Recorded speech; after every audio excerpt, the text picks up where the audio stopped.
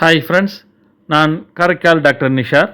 நம்ம கலெக்ஷன் சேனலை first time பார்க்குறவங்க சப்ஸ்கிரைப் பண்ணுங்கள், ஃப்ரெண்ட்ஸுக்கு ஷேர் பண்ணுங்கள், லைக் பண்ணுங்கள்.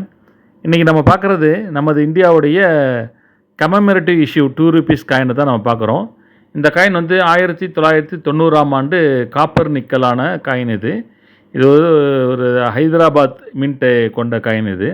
இந்த காயினோட உள்பகுதியில் பார்த்தீங்கன்னாக்கா நேஷ்னல் இன்டெக்ரேஷனுங்கிறது பதிவு செஞ்சுருக்காங்க. அதாவது தேசிய ஒருங்கிணைப்புங்கிற வார்த்தையை வந்து நம்ம காயினில் வந்து அதை பதிவு செஞ்சுருக்காங்க.